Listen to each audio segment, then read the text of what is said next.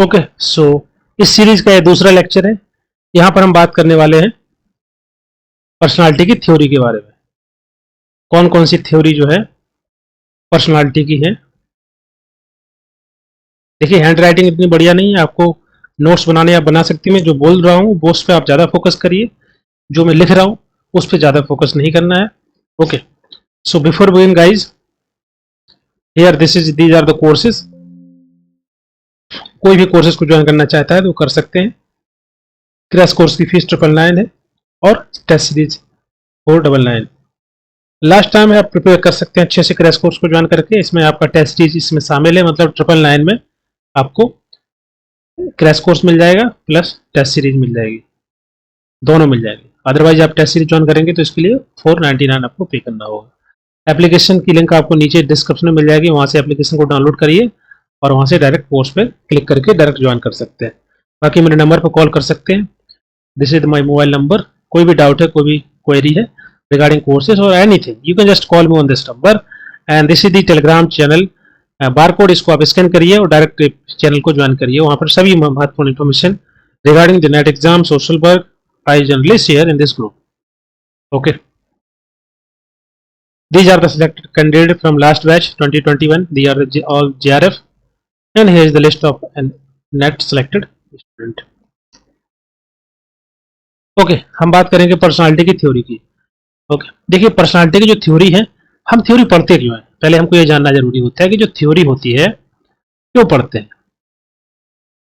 Okay, और specially हम बात करें पर्सनालिटी की, तो जो पर्सनालिटी की थ्योरी है हम इसलिए पढ़ते हैं, इसके माध्यम से ओके कोई ह्यूमन बिहेवियर, किसी पर्सन का जो बिहेवियर है उसका डेवलपमेंट हो रहा है।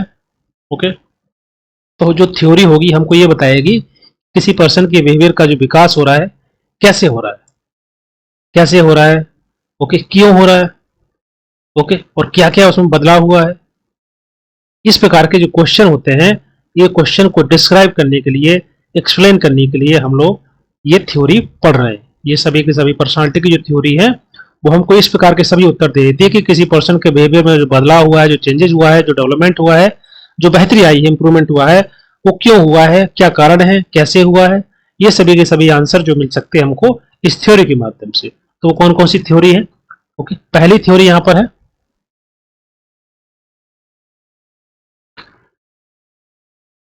Psycho analytical theory. ओके, दूसरी थ्योरी है बिहेवियरल थ्योरी।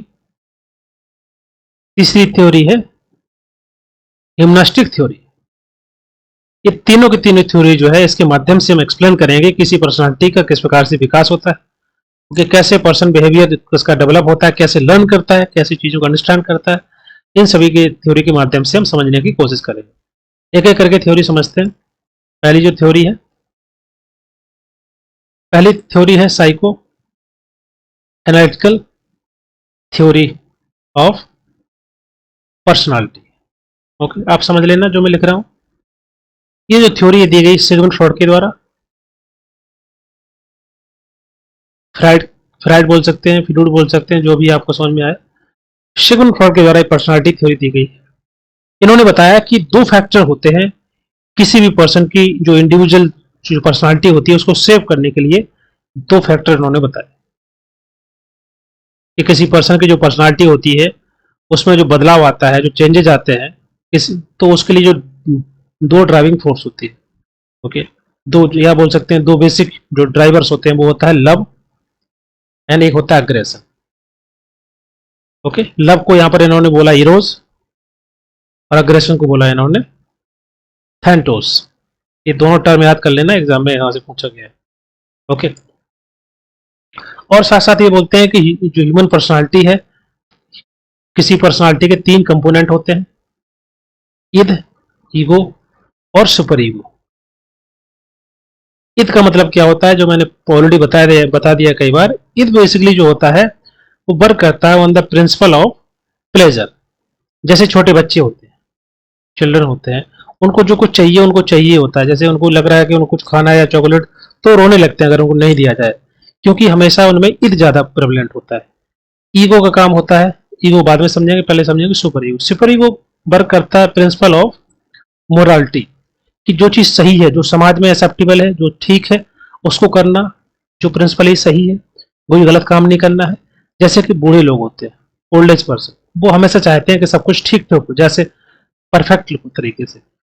और जो ईगो होता है, ईगो ईद और सुपर ईगो के बीच में एज ए मीडिएटर की तरह काम करता है। ये वर्क करता है प्रिंसिपल ऑफ रैशनैलिटी, कि जो ईद की जो भी एक्सपेक्टेशंस हैं, जो भी डिजायर हैं, वो पूरी हो जाएं, क्योंकि ईद को ये वर्क करता है द प्रिंसिपल ऑफ प्लेजर, कि तुरंत ग्रेटिफिकेशन चाहिए, मजा आना चाहिए। सिंपल भाषा में बोला तो कोई भी काम करो जिसमें मजा आना चाहिए, तो उसकी जो आकांक्षाएं, इच्छाएं, उनको पूरा करना। और साथ ही साथ जो सुपर युग है, उसका मानना है कि हर चीज परफेक्ट तरीके से होना चाहिए, अच्छे तरीके से होना चाहिए, मोरालिटी प्रिंसिपल बेस्ड होनी चाहिए। तो उनकी ही बात मानना और बीच में एज ए मीडिएटर की तरह काम करना, ताकि दोनों की जो है इच्छाएं हैं वो भी पूरी हो जाए। जैसे जैसे गार्जियन होते हैं, जैसे फादर है, फादर जो फादर के जो फादर होते हैं, मान लीजिए दादाजी हैं, ओके, ग्रैंड फादर, तो उनकी ही बात सुननी होती है, उनकी बात माननी होती है। और उनके जो बच्चे होते हैं, ओके, ओके, तो उनकी सुनना है, उनकी जरूरतें हैं, उनकी जो इच्छा है वो भी पूरी करनी है। और ग्रैंड फादर है, फादर के जो फादर होते हैं, उनकी बातें सुनना है। तो फादर एज ए बोल सकते हैं ego, children as a id, और grandfather as a super ego. इस प्रकार से हमारी पर्सनालिटी डेवलप होती है। ओके, यहाँ पर सेकंड फ्रूट बताते हैं कि जो तीनों के तीनों कंपोनेंट हैं, ईद, ईगो और सुपर ईगो, इसमें जो ईगो अगर अच्छा है, प्रेवलेंट है, इसका मतलब पर्सन की पर्सनालिटी बेहतर होगी। जिस पर्सन के में ईद का कंपोनेंट ज्यादा होता है, उसकी पर्सनालिटी कैसी होती है? इमेच्योर। ओके, वो बच्चों की तरह डिसीजन लेगा, बच्चों की तरह बिहेव करेगा, कुछ भी करेगा तो सोचेगा नहीं। ओके, क्योंकि उसको तुरंत ग्रेटिफिकेशन चाहिए, मजा आना चाहिए। तो इस प्रकार से जो बच्चों वाला बिहेवियर होता है जिन लोगों में, उसमें ईद ज्यादा प्रेवलेंट होता है। सुपर ईगो, ऐसे कुछ लोग होते हैं जिनकी उम्र कम होती है, फिर आपने देखा होगा बहुत ऐसी बात करेंगे, मोरल प्रिंसिपल की बात करेंगे, सिद्धांतिक बातें करेंगे, बहुत ऐसा लगेगा कि शायद ये बहुत ज्यादा उम्र है इनकी। ओके, तो ऐसे लोगों में सुपर ईगो ज्यादा प्रेवलेंट होता है, उनकी पर्सनालिटी में सुपर ईगो ज्यादा होगा। हमेशा वो मोरालिटी की बात करेंगे, प्रिंसिपल्स की बात करेंगे, सिद्धांतों की बात करेंगे, ओके, एथिक्स की बात करेंगे। और जिनका ईगो, जिन जिन लोगों की पर्सनालिटी में ईगो ज्यादा प्रेवलेंट होता है, वो एक अच्छे डिसीजन मेकर होते हैं, अच्छे लीडर होते हैं, लोगों को अच्छे से लीड कर पाते हैं। ओके, सही निर्णय ले पाते हैं, क्योंकि ईगो अगर अच्छा होगा, ईगो मतलब ये वाला ईगो नहीं जो जनरली हम लोग बात करते हैं, ईगो हमारी पर्सनालिटी का जो कंपोनेंट है, अगर बेहतर होगा तो ईद को कंट्रोल कर लेगा, वो सुपर ईगो को भी कंट्रोल कर लेगा, इन दोनों के बीच में सामंजस्य बिठा लेगा। ओके, तो उसको जिसका ईगो बेहतर होता है, वो अच्छा एक डिसीजन मेकर होता है, बेहतर उसकी पर्सनालिटी होती है, सही से डिसीजन ले पाता है। ओके, अच्छा मीडिएटर होता है। तो इस सेगमेंट पर बताते हैं कि पर्सनालिटी जो विकसित होती है, इनमें तीन जो कंपोनेंट है बहुत ज्यादा इंपॉर्टेंट रोल प्ले करते हैं। उसके बाद इन्होंने डिफेंस मैकेनिज्म बताया। ओके, डिफेंस मैकेनिज्म का कंसेप्ट इन्होंने दिया है, इसको ईगो बोलते हैं। कि ये बोलते हैं कि जो जैसे किसी पर्सन को एंजाइटी है, ओके, तो एंजाइटी से प्रोटेक्ट होने के लिए, एंजाइटी से बचाने के लिए एक प्रकार का बिहेवियर जो होता है, जो पर्सन एक्ट करता है किसी, जैसे कि मान लीजिए किसी को गुस्सा आ रहा है, तो गुस्सा आ रहा है तो इस पर्सन, कोई भी पर्सन है, उसको गुस्सा आएगा तो कुछ ना कुछ तो करेगा ना।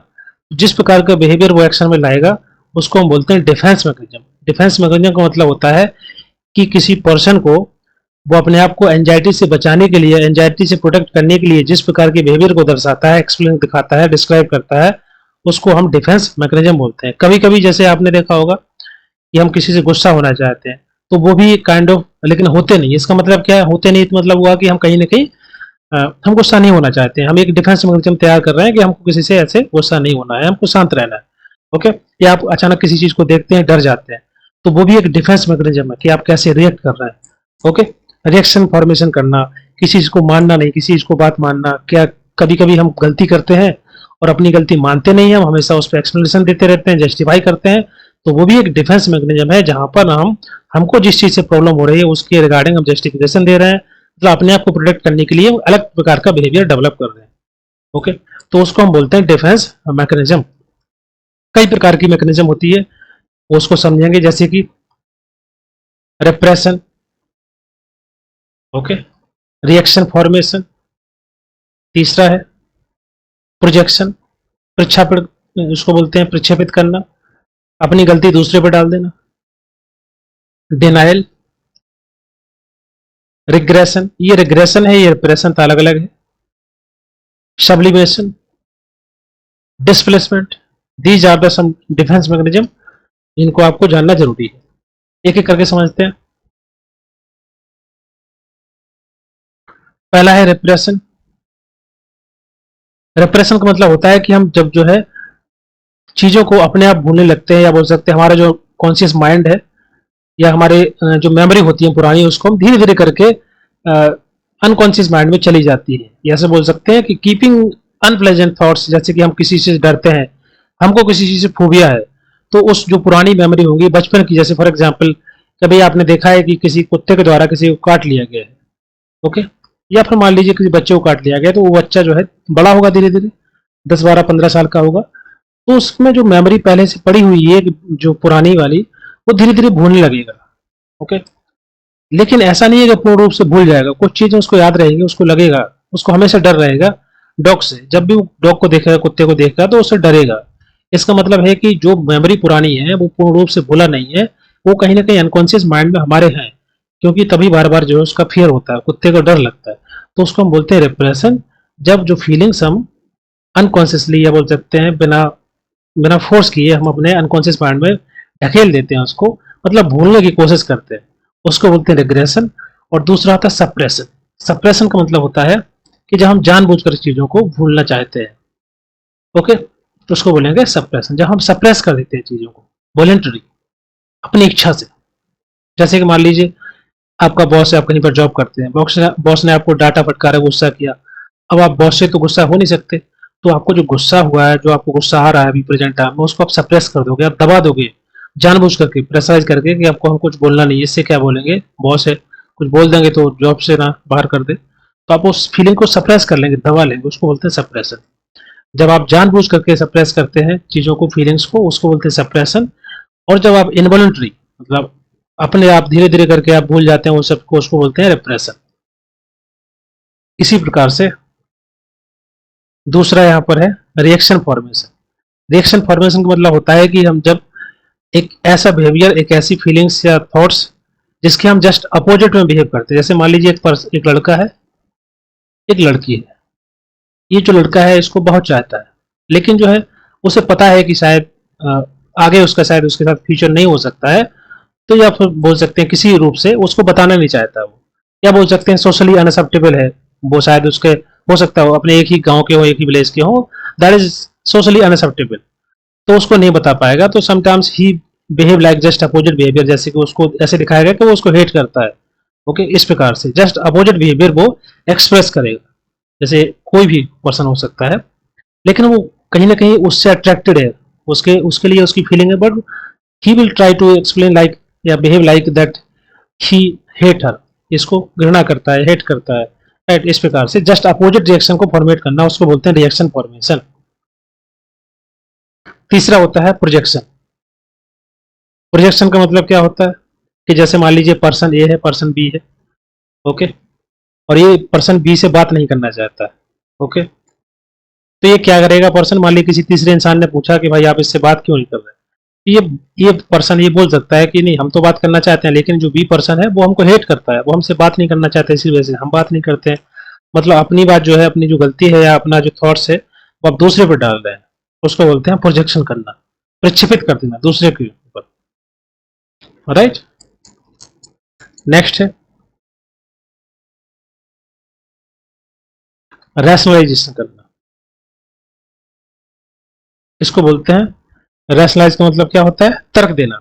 मतलब जो भी आपने गलती की है, जो भी अनएक्सेप्टेबल बिहेवियर है, आपको गुस्सा आ रहा है, कुछ इसी प्रकार की फीलिंग्स हैं, थॉट्स हैं, तो आप उसको जस्टिफाई कर रहे हैं। कभी कभी हम लोग भी इसी रूप में करते हैं। क्या होता है कि हमको पता होता है कि हम गलती कर दिए हैं, लेकिन हम लोग जस्ट उसको एक्सप्लेन करना चाहते हैं, जस्टिफाई करना चाहते हैं, तर्क देते हैं, उस पर अपना तर्क देते हैं, जो कि गलत है फिर भी दे रहे हैं, उसको बोलते हैं रैशनलाइजेशन करना, ओके। जैसे कि मान लीजिए स्टूडेंट है, वो एग्जाम में फेल हो जाता है, उसको पता है कि उसने पढ़ाई नहीं की है, लेकिन वो तर्क देगा कि हम तो पढ़ाई किए थे, लेकिन टीचर हमको पढ़ाया नहीं सही से, तो उसको बोलते हैं रैशनलाइजेशन करना। नेक्स्ट है डिस्प्लेसमेंट। डिस्प्लेसमेंट का मतलब क्या होता है, जो फीलिंग्स हैं, ओके, वो दूसरे पे डाल देना, दूसरे पे फेंक देना, उसको बोलते हैं डिस्प्लेसमेंट करना, ओके। जैसे फॉर एग्जाम्पल आप आप कहीं पर जॉब करते हैं या आप स्टूडेंट हैं, टीचर ने आपको डांटा फटकारा, अब टीचर से आप गुस्सा कर नहीं सकते। आप क्या करेंगे, जा करके घर पे अपने छोटे भाई बहन को गुस्सा करेंगे, अपने कुत्ते को डांटेंगे, उसको मारेंगे, किक करेंगे, या किसी से आप लड़ जाएंगे, झगड़ जाएंगे। मतलब जो गुस्सा टीचर टीचर ने आप पे किया है, तो टीचर से आप कर नहीं सकते, तो आपने क्या किया, दूसरे पे डाल दिया, दूसरे से करने लगे, उसको बोलते हैं डिस्प्लेसमेंट। ओके, और किसी पर्सन पे जो है अपनी फ्रस्ट्रेशन निकाल देना। नेक्स्ट जो मैकेनिज्म है वो है डिनायल। डिनायल का मतलब पता ही होगा, डिनायल का मतलब होता है कि आप किसी भी चीज को एक्नोलेज नहीं करते, just refuse to acknowledge something. Okay, next ये जो डिनायल वाला डिफेंस मैकेनिज्म है, ये हम सभी लोग इसका यूज करते हैं हमेशा ही, कभी ना कभी जरूर हम लोग डिनायल मोड में रहते हैं, कभी कभी चीज को नहीं एक्सेप्ट करते। नेक्स्ट है रिग्रेशन। रिग्रेशन का मतलब होता है कि जैसे कि मान ली कोई पर्सन है, बिजनेसमैन है, उसको लॉस हो जाता है, या मान ली स्टूडेंट है, एग्जाम में फेल हो जाता है, तो फेल हो जाएगा तो फिर क्या है, वो रोएगा या क्राई करेगा, गुस्सा होगा, किसी से कुछ ना कुछ करेगा, उसको बोलते हैं रिग्रेशन। मतलब आप थोड़ा सा इमेच्योर बिहेव करते हैं। मान ली एक पर्सन है, मेच्योर पर्सन है, लेकिन उसको किसी प्रकार से लॉस हो जाता है, कोई कुछ भी नुकसान हो जाता है, तो वो कभी कभी ना इमेच्योर बिहेव करता है, थोड़ा सा गुस्सा हो जाएगा, या फिर मान लीजिए किसी से बात नहीं करेगा, ऐसे बात करेगा एकदम बच्चों की तरह, या रोने लगेगा या क्राई करेगा, तो एक इमेच्योर अवस्था में वापस चले जाना, उसको बोलते हैं रिग्रेशन। मतलब पुरानी, या बोल सकते हैं अर्लियर डेवलपमेंटल जो स्टेज होती है उसमें वापस चले जाना, उसको बोलते हैं रिग्रेशन। लास्ट है सब्लिमेशन। सब्लिमेशन का मतलब होता है कि जो अनएक्सेप्टेबल बिहेवियर है उसको आप एक्सेप्टेबल बिहेवियर में कन्वर्ट करते हैं। जैसे कि मान लीजिए आपकी आप आपकी एक फ्रेंड से लड़ाई हो गई है, ओके, और आप चाहते हैं कि इसको गाली देना है, आप उसको मारना पीटना चाहते हैं, लेकिन आपको पता है कि ये ठीक नहीं है, गलत है, समाज में एक्सेप्टेबल नहीं होता है, ठीक भी नहीं है। तो आपने क्या किया कि गुस्सा आपको है, एंगर है, तो आपने उस एंगर को क्या किया, और कहीं यूज कर लिया। आप गए, आपने क्रिकेट खेल लिया, आपकी जो हॉबी है उसको परफॉर्म कर लिया, ओके, आपने पढ़ाई कर ली, ओके, या कुछ भी काम कर लिया जो कि सोशली एक्सेप्टेबल है। ओके, तो अपनी एनर्जी को जब चैनलाइज करते हैं दूसरे रूप में, उसको बोलते हैं सब्लिमेशन। ओके, एक एक्सेप्टेबल वे में। तो ये आपके डिफेंस मैकेनिज्म थे, और एक पहली थ्योरी हम लोग डिस्कस कर चुके हैं। नेक्स्ट क्लास में हम लोग डिस्कस करेंगे बिहेवियरल थ्योरी ऑफ पर्सनालिटी, जिसमें पावलोव थ्योरी है। नेक्स्ट बात करेंगे हम बिहेवियरल थ्योरी ऑफ पर्सनालिटी, जिसमें पावलोव थ्योरी है, Pavlov theory of personality, Skinner की थ्योरी है, और अल्बर्ट बंडूरा की थ्योरी है। तीनों को पढ़ेंगे नेक्स्ट क्लास में। Thank you so much.